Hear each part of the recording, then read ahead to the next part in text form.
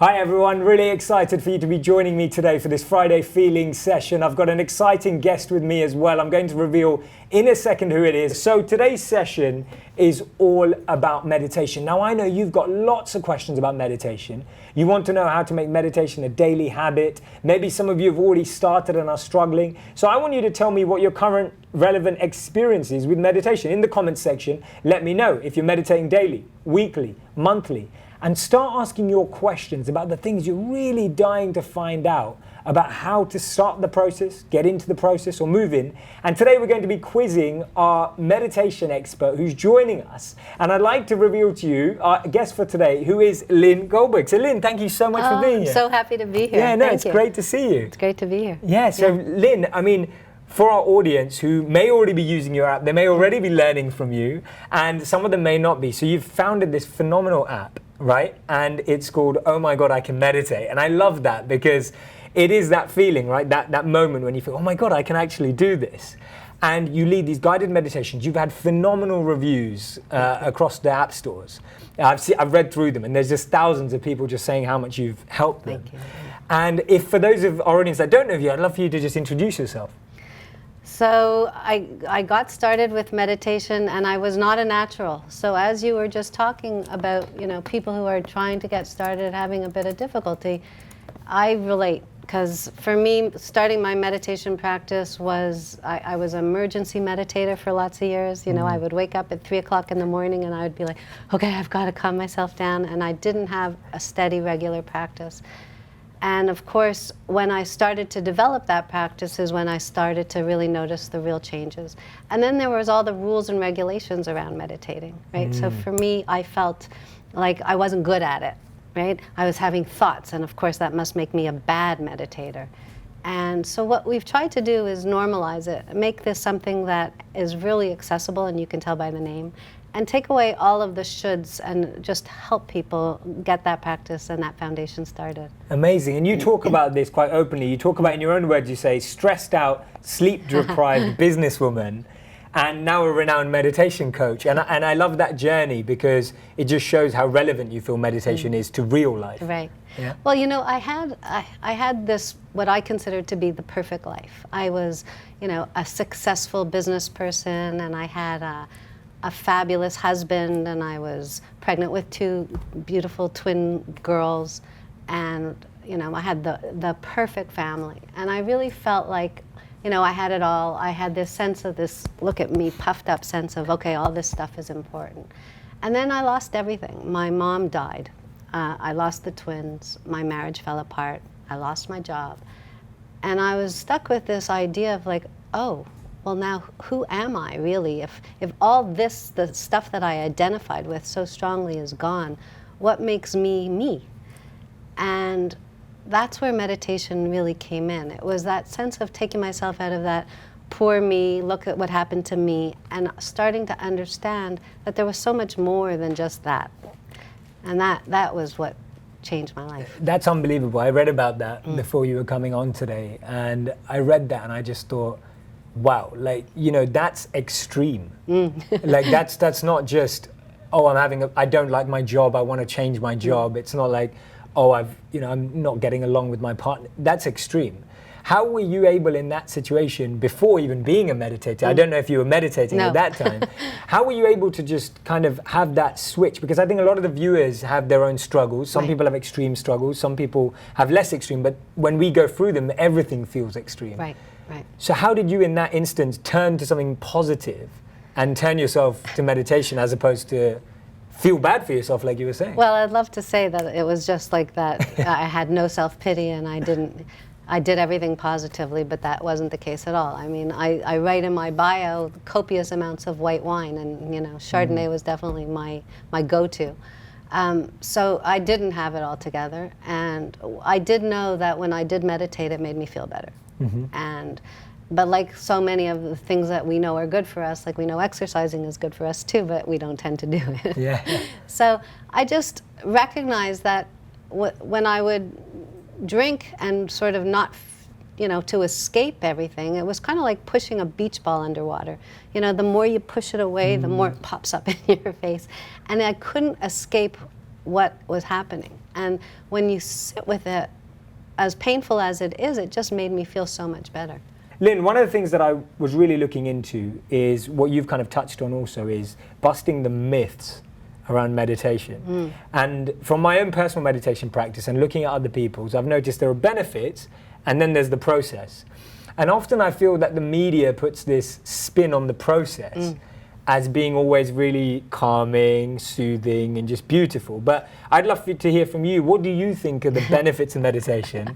And what's been the journey to kind of get there? I'm laughing because, you know, my first while I would sit there and my meditation practice consisted of, my foot's falling asleep. How much longer is this going to be? Oh my God, this is so painful. And I'm so bad at this. And there was all of the self-doubt and those voices. And then, you know, the most mundane things as well. So, or, you know, we call it our to-do list, right? So I would run through all the things that I had to do. So it was anything but soothing. And of course, sometimes, and I guess that's what keeps you hooked, sometimes there was a little tiny space between those thoughts and that sense of calm that was so important and felt so good. But that process, getting to the place where it becomes, your attention span actually increases, and building that attention muscle, like anything else, is just like playing the piano. You wouldn't expect to play Chopin right away, right? And so we have this myth that it's going to all start off to be great, and that's just not the case. And you know, it changes daily. Sometimes I can sit down and I have a hard time. I can't get my mind into it. It's just difficult for me to quiet. So that's just what it is. Yeah, exactly. It's a process. It's a journey. And it's not that you wake up every day and you're always completely in the zone and feeling relaxed. There's days when you don't feel like doing it. 100%. Yeah. But the trick is, and I think that this is the most important thing, it's a commitment like anything else. And so, you know, once you've made that commitment, I've never missed a morning meditation. And I will never, I may miss an afternoon meditation because whatever, but as long as I make my business to make my morning meditation, I'm okay. Amazing, absolutely great. I'm going to grab some questions from the audience for you. So thank you, Gemma, for this question, and it's just in relation to what you just said. How do you meditate early in the morning without falling asleep? So firstly, it's helpful if you sit up. You know, a lot of people lie down and then they fall asleep, and then they think meditation, they start to associate falling asleep with meditation, and it's kind of like Pavlov's dog. So we actually on our app have an alarm, and you can set the alarm to wake you up, and it goes right into a meditation. So you just sit up in bed, put the headphones on, and you can start right away. Amazing, and that really helps. I mean, that's one of people's biggest complaints, is that they don't have time, right? Yes. So if it's built right into your morning routine right away, then there's no more excuses. Amazing. Now, I was watching some of your YouTube videos where you actually kind of bust all these myths and you answer some of these questions. One of the answers that I really loved, which I think will really help people, is how do you know when meditation's actually working? Because I think that's the problem. We're so used to having criteria or things to benchmark things against and saying to ourselves, okay, we're at this level, and now we're at this level, and now we're enhancing. So when do you feel, what should people start seeing if they've been meditating for a day, a week, a month? How do they know it's working? So, you know, I think what I say in the video is that you don't actually know that it's working, and probably you're going to be the last one to recognize that you're getting these benefits. It might be the people around you that might notice of it first. But it isn't a sport. It isn't something that is measurable. It's something that's a practice, and it's just something that over time, it's kind of like when you look in the mirror today, you don't notice that you've aged, right? If I said to you how you look today versus 10 years ago, you wouldn't be able to tell me that you've aged daily, because it's such a subtle difference. But it is that same type of difference. Over time, you start to notice the real changes. Taking some more of your questions, let's have a look. Cindy, how can I make sure to meditate every day and not give up? I think it's about motivation. Like, how do you stay motivated? So one of the best, most helpful tips that I got was to remember what your intention was for starting in the first place.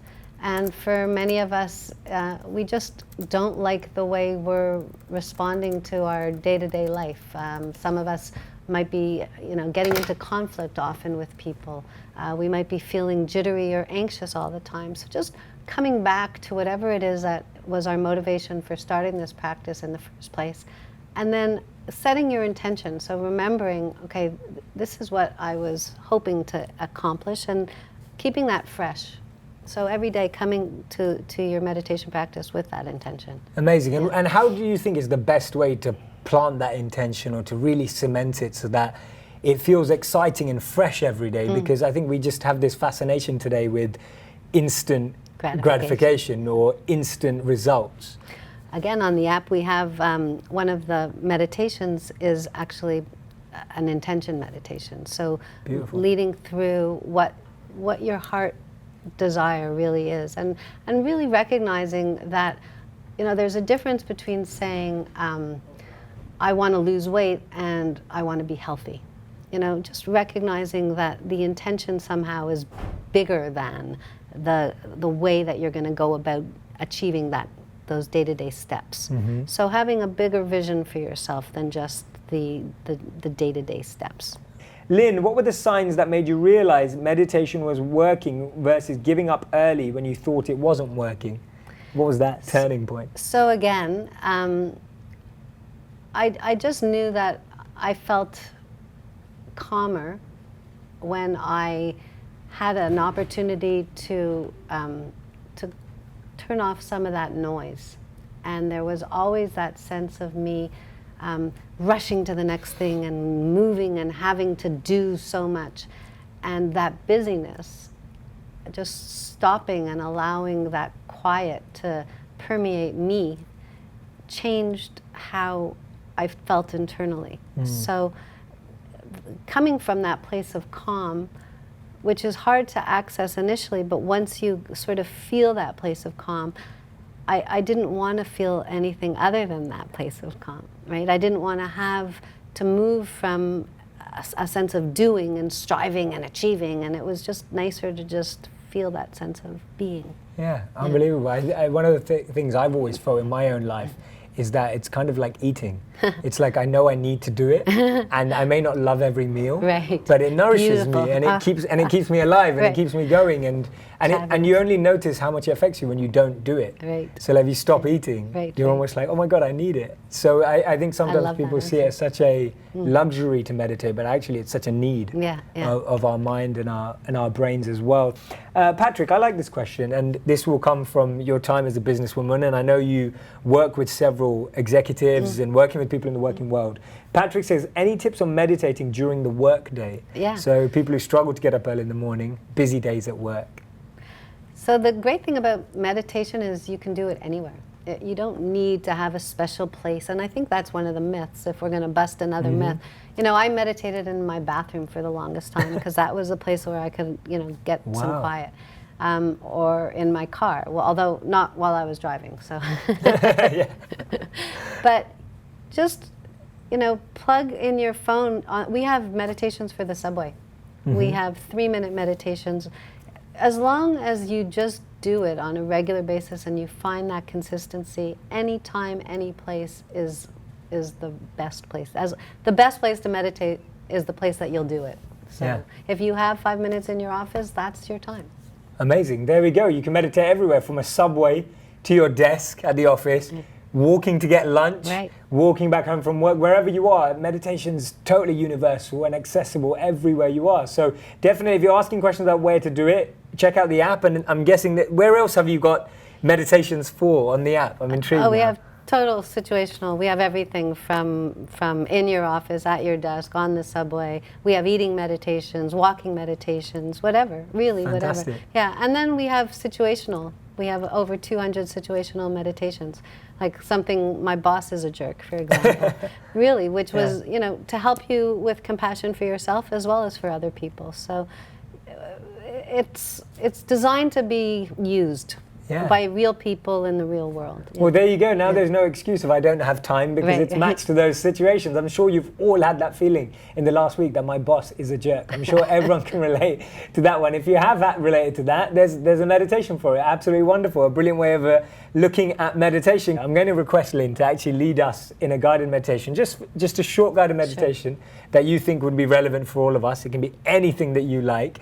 And we're all going to take part. I'm going to take part as well. So if you stop seeing me being animated here and talking to you on screen, then that's because I'm actually trying to zone in as well. So Lynne, over to you. So I think I'll do a short body scan, if that's okay. Just let's settle into our chairs. You can just begin to close your eyes. Let's take a deep breath in through the nose. And exhale out through the mouth. Another deep breath in. Deep breath out. And now returning to your natural breath. Just coming into your body. Maybe noticing the sounds around us. Some faraway sounds. Maybe the sounds of the air conditioner. And now starting at the crown of our head, just beginning to scan through the body.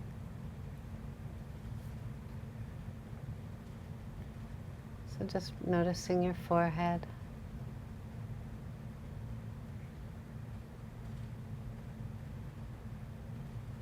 Your eyes.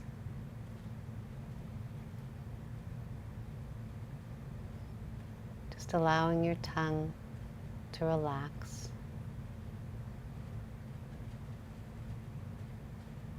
Feeling into your jaw. Maybe allowing your teeth to part slightly.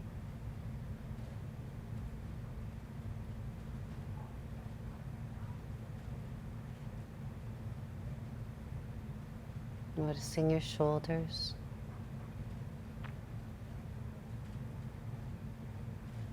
And just consciously allowing them to come away from your ears.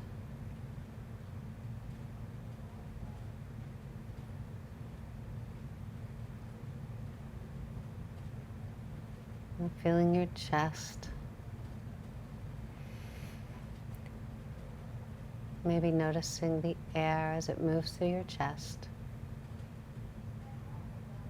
The rise and fall.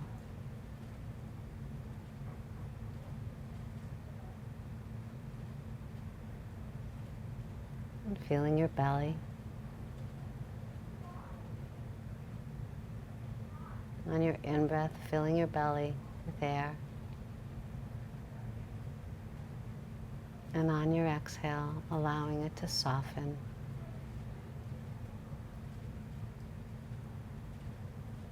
Breathing in and breathing out.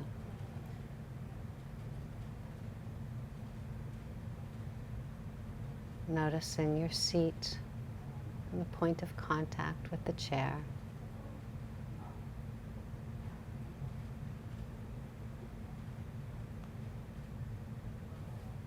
Your thighs.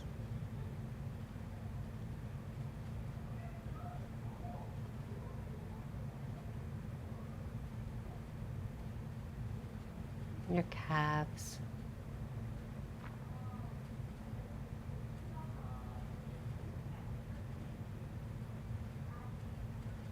The soles of your feet.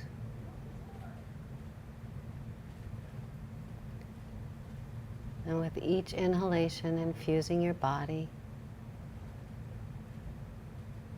With each exhalation, allowing your body to relax.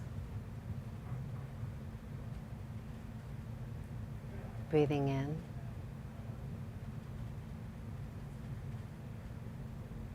And breathing out.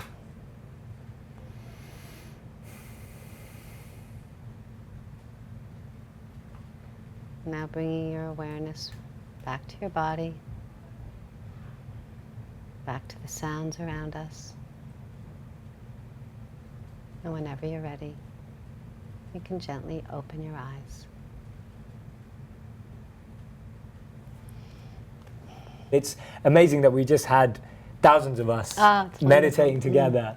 And how beautiful would that be if more of us could do that across the world in different spaces and virtually connected. And I always talk about how this is an opportunity for all of you that are tuned in online to connect with each other.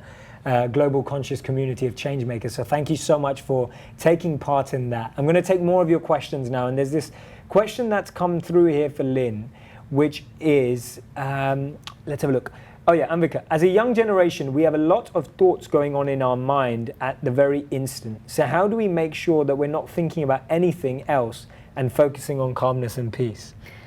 So thank you for that question, because I think that's one of the greatest myths that we have about meditation, actually, right?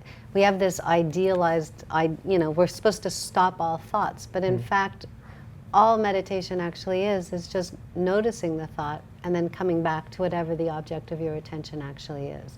So really it goes thought, thought, thought, thought, thought, thought, thought. And some days are busier than that. And then coming back to the focus of your attention and then going back to your thoughts probably, yeah. Awesome. And can you tell us a bit about the different types of, so the practice we just did, you can explain a bit about what that helps with, what are the benefits, how is it practiced, but also the different types of meditation. Because I think we see, there's countless articles today. It's like, what do the most successful people do? What do happy people do? And they all say they meditate. But it's so vague because it's just like they meditate. So does everyone meditate in the same way? So can you tell us a bit about that? Sure. So, the best meditation practice for you is the one that works for you. And I think that we all have this idea that you're supposed to do it a certain way, but really, like I just said, whatever the object of your attention is, what you're doing is you're learning how to notice where your mind is. And so it's really, you could be focusing on your breath, and that could be the way that you bring yourself back to the present moment. It could be a mantra. A mantra could be something as simple as breathing in, breathing out, which we just kind of did.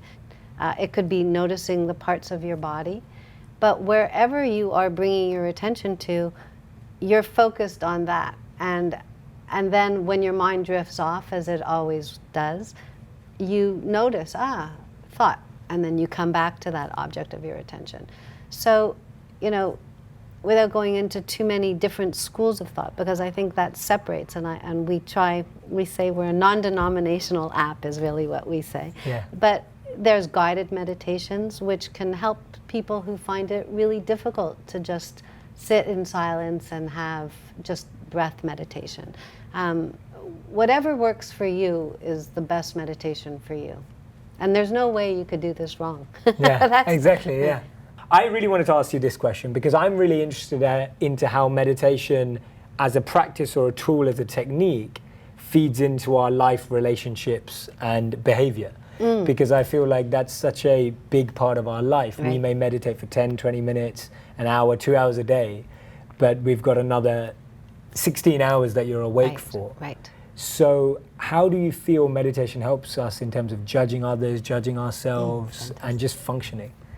So I guess one of the best tools is to sort of notice and watch yourself. And one of the things that meditation helps us do is step away from being in the drama. In our app, we call it being the cameraman as opposed to being actually in the movie, right?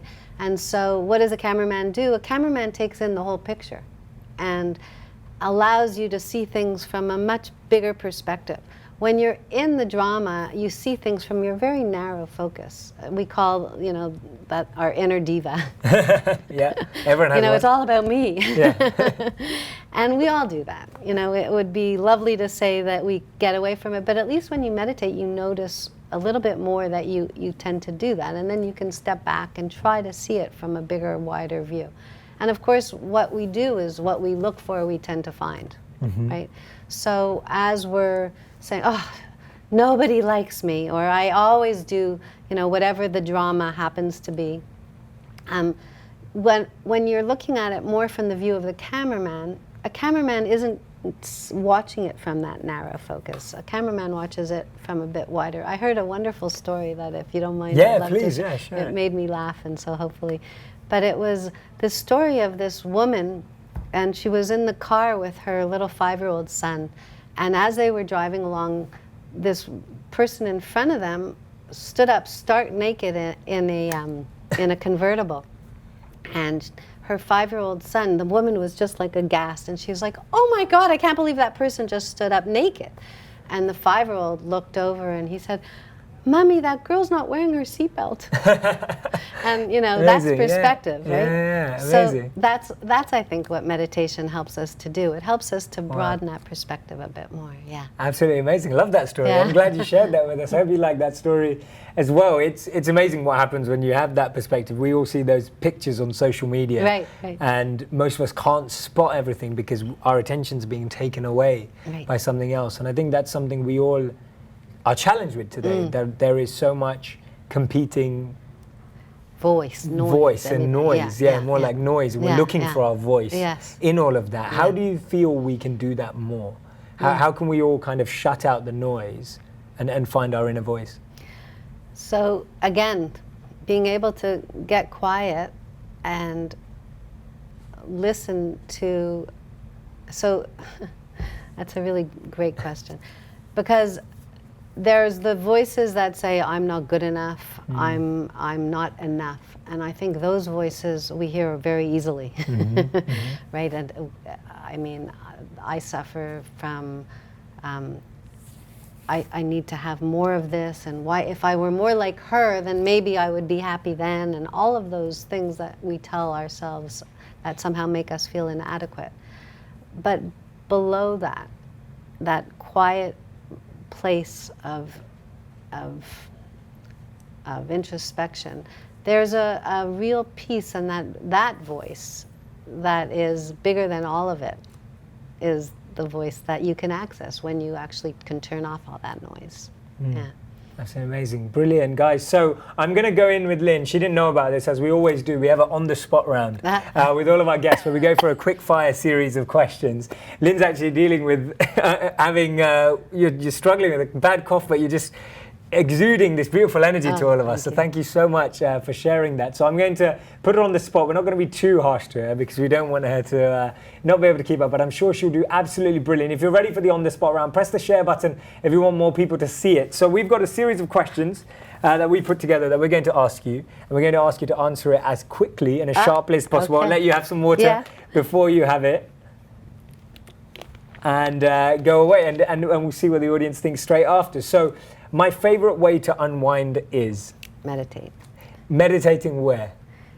I have a meditation room, Beautiful. Do you recommend that, slightly going off list here, do you recommend a space, or do you actually think wherever it works? I hate to put these preconceived notions on it, because then people don't tend to do it. Yeah. So I love to have a specific space, and I have an altar, and I have, it's like Pavlov's dog, right? I go into that space and I have an automatic relaxed feeling. So yes, I do recommend it if you can do that. But for many of us, it's a challenge, practical. right? Yeah, that's fair. That makes great sense. The best advice you've ever received? To not take myself so seriously. Nice. The worst advice you've ever received? To do better, to try harder. The best advice you've ever given? It's not that important. None of it is. Yeah. Wonderful. And the worst advice you've ever given? There's so many. You're so humble. I love that. Thank you. I can't even. It's so funny. It's so funny because you've just said, there's so many. And it's so funny because sometimes I ask people that question. They'll be like, well, I can't think of any bad advice I've ever given. But thank you for opening up. It's awesome. The advice you'd give to your 20-year-old self? I actually, I have a 20-year-old son, which is, I thought, what you were going to say. Okay. Yeah. To follow your dream and not to be so concerned about the shoulds. To allow yourself to really do what fills your heart and makes you feel happy. And what are the shoulds, do you think, that stop most people from feeling that way? I have to make a lot of money. I have to be the most successful person. I have to there's so much pressure that we put on ourselves to find the right mate, to do all the right things. And none of that actually matters, because at the end of the day, you find your path the way you're meant to find your path, and all of those experiences make you who you are. So there's no right way to do anything. It doesn't matter. Yeah, there are no norms. Right. Yeah, norms are just made up by a space, society, community. Exactly. And we start accepting them as being what we should guide our lives by. But they limit us. Wonderful. Not very quick fire, guys. I'm sorry about this. We're getting involved in the conversation here. So, blank is the key to happiness. What word would you put at the beginning of that sentence? Connection, love and connection. Wonderful. What do you most want to learn? Or what do you most wish you could learn right now, if you could learn something? I'm actually in school again right now. So I mean, nice. I find that learning is just an ongoing process, and the more I learn, the more I realize how little I know. So What are you learning? What are you going back to school for? Oh That's gosh, awesome. I'm doing Numi Dynamics. Okay, tell us more. Which is it's about soul, helping people discover their soul and allowing them to really get in touch with what their soul's desires actually are. Wow, where are they teaching this? It's an amazing, this woman is truly incredible. Her name is Judy Ann McNamara. Okay. She's wonderful, and she's my teacher. Oh, unbelievable. That sounds really interesting. Yeah, no, it's wonderful. Wow. Yeah. And it connects with what you said at the beginning. You said you had that moment where you started to ask, who am I? You know, like, you know, where am I? What am I doing? Right. Like, and it's kind of like we struggle to find that education. Right. We struggle to find the answer to those questions most of the time, but you are finding it, and you found it. Well, so what's also wonderful is learning how to help people really get in touch with that. Yeah. Unbelievable. What's the one thing that you can't live without? Water. Love it. So true. I read the other day the longest someone had been without food was like 11 days. Right, but never water. Yeah, never water. Shuza says, what's the difference between meditation and praying? That's a great question. When you are meditating, it's really what you're doing is you're in this state of awareness, right? So you're just watching your thoughts, and you're coming back to the object of your attention. You're quieting your mind. When you're praying, I think there's a I almost want to say a mantra, but I don't want to confuse it. There's an intention that you have, right? You might be asking for something, you might be wanting something. So it's not just this neutral observation, and there's not just this sense of watching. It's more of an active process. Mm-hmm. Mm-hmm. Brilliant, wonderful. Deborah, you love meditation. Thanks for sharing that. Cindy says, how to meditate in a busy household and how to make it a habit. Yeah. So I have 5 kids. My house was definitely busy. And I would go into my bathroom, lock the door, and give myself that time. And a habit, it was something that I just committed to. And I would say with our app, we have just do it every single day. We've tried to make it absolutely impossible for you to find an excuse not to be able to do it.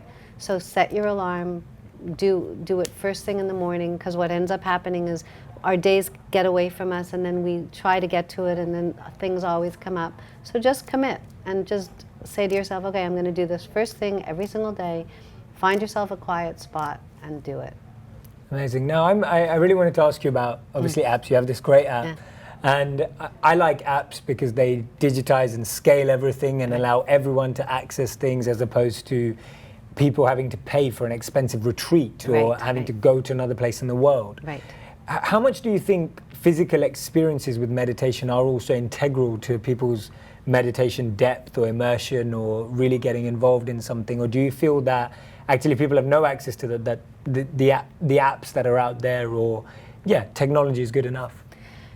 So that's a beautiful question. And I think, one of the wonderful parts of meditating is the fact that you become part of something bigger. So there is a sense of community. Mm-hmm. One of the other things that we've tried to do online, because of course you have this online community, and we have something called our Serenity Circle. Mm-hmm. where we've tried to build that in so that people have a sense of being involved in something that's bigger than themselves. But there's no, the problem is that you don't want any barriers to entry. And so by allowing this to have as much access to as many people as possible, then you begin to develop your habit, then you begin to develop your practice. And then if you decide after you have already had this integral part of your life that's been touched that you want to expand it, then by all means. Then you can for sure go to a retreat. But the problem that a lot of people have is they go to a retreat and then they can't seem to bring it back into their daily lives. I agree. So if you have this in your daily life already and then you choose to deepen it, all the better. Yeah, amazing. No, completely agree with that. Makes so much sense. Often you can go away for a wonderful weekend or a week and then you come back to your life and it almost just feels like what we do on holidays, where you come back from a holiday and then everything feels normal again. So this is a great way of actually making it real for everyday life. And one thing I wanted to ask you also was, do you feel that sharing meditation helps deepen your practice? Yeah. This is the most selfish thing I've ever done, truly. Because of course they say if you ever want to really learn something, teach it. So teaching has been the best gift for myself, truly. And of course, I'm around like-minded people. I get to meet the most wonderful people, like yourself, really. And then many, many people that have just helped me learn so much more. So it's been a great gift. Cruz says, can I meditate and still listen to heavy metal music? I'm not sure if you mean at the same time or different times. So can you please clarify, but can I meditate and still listen to heavy metal music? So, so let's talk about listening to music actually when you do meditate. Yes. When I was taught to meditate, I was taught to meditate in a certain position, sitting cross-legged on the ground, my hands in a certain mudra. Pardon me. And it was really challenging because my leg cramped and I found it really difficult and the silence was overbearing. So as we're trying to help people, we have said, meditate wherever you're going to feel comfortable. That's great if you're in a chair. We actually have music on our app for the beginning part of it so that we ease people out of the need for, noise, because we're so unaccustomed to just being alone with our thoughts.